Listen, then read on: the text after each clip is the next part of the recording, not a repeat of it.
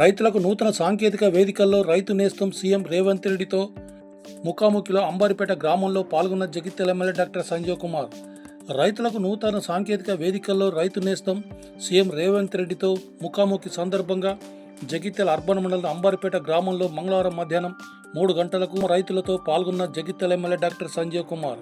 ఈనాటి కార్యక్రమంలో నోడల్ అధికారి రాజ్ కుమార్, ఎంపీడీఓ విజయలక్ష్మి, మాజీ ఏఎంసీ చైర్మన్లు దామోదరు, నక్కల రవీందర్ రెడ్డి, ఎంపీఓ వాసవి, ఏఓ వినీల, తిరుపతి నాయకు, ఏపీఎం గంగాధర్, మాజీ సర్పంచ్ గుడిసెల గంగాధర్, రాజశరెడ్డి, మల్లేష్, నారాయణ, అధికారులు, రైతులు తదితరులు పాల్గొన్నారు.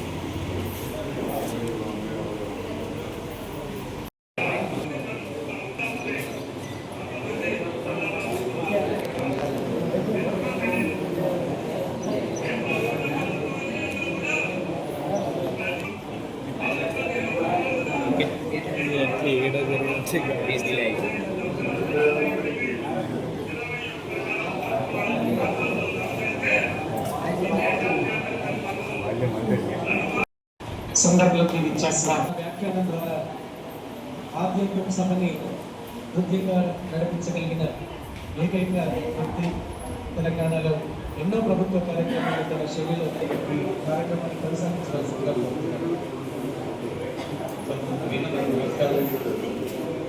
ఒక హైదరాబాద్ నగరానికో తెలంగాణ రాష్ట్రానికో కాదు, ప్రభుత్వంలో ఉన్నటువంటి మంత్రుల యొక్క సహాయ సహకారాలతో ఈనాడు ఒకే సందర్భంలో ఏ చరిత్రలో లేదు. గత 3 నెలలు ఆ రోజు ముఖ్యమంత్రి గారు 9 రోజుల్లోనే అందరూ కొద్దిగా అపహాస్యం చేశారు. అదేవిధంగా దాన్ని కాదుకునేటట్టు ఎలాగా పడుతున్నారు. కానీ ఈ రోజు సాయంత్రం తెచ్చి అంటే ఇది ఎక్కువ సాధ్యపడింది.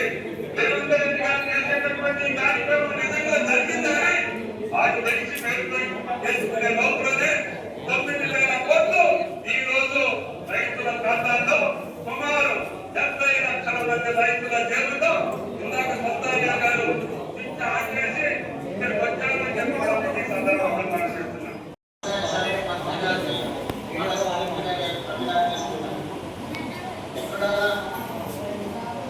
సచివాలయం సాక్షిగా ఇక్కడ జరుగుతున్న సంబరాల రైతు వేదికల ముందు లక్షలాది మంది రైతాంగం, దాదాపుగా 70 లక్షల కుటుంబాలు, 1,49 లక్షల ఎకరాల యజమానులు, 9,000 కోట్ల రూపాయలు రైతు భరోసా పథకంలో భాగంగా ఈ 9 రోజుల్లోనే వాళ్ళ ఖాతాలో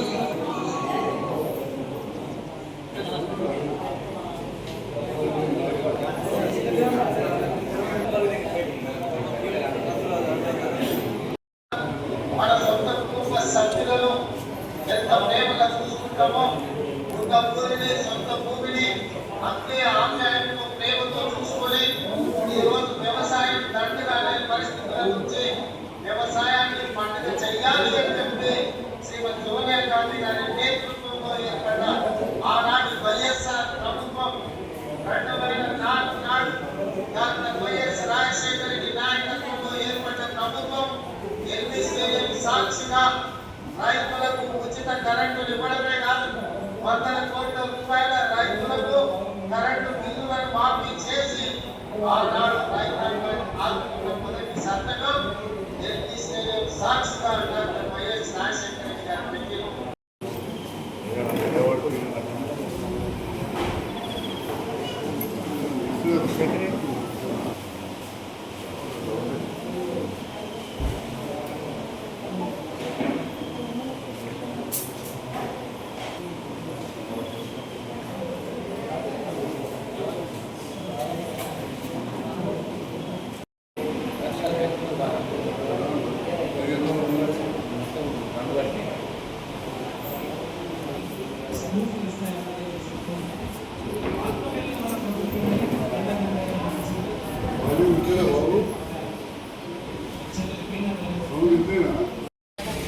ఒక్క నిమిషం.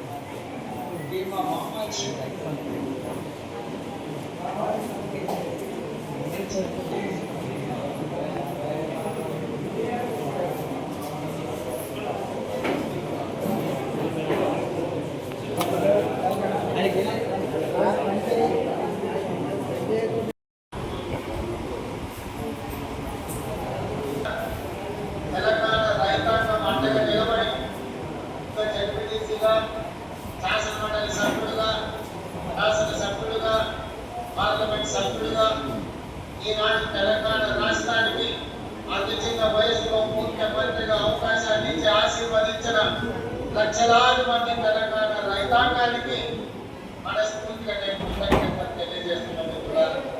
మిత్రులారా, మీకు అందరికీ తెలుసు, ఈ తెలంగాణ గడ్డ మీద నుంచి ఆనాడు భూమి కోసం, భూమి కోసం, విముక్తి కోసం జరిగిన సాయుధ రైతాంగ పోరాటాలు మీకు తెలుసు. ఆనాడు ఆదిలాబాద్ అడవి బిడ్డలు, నాంచి కోడు, కొమరం భీం, జమే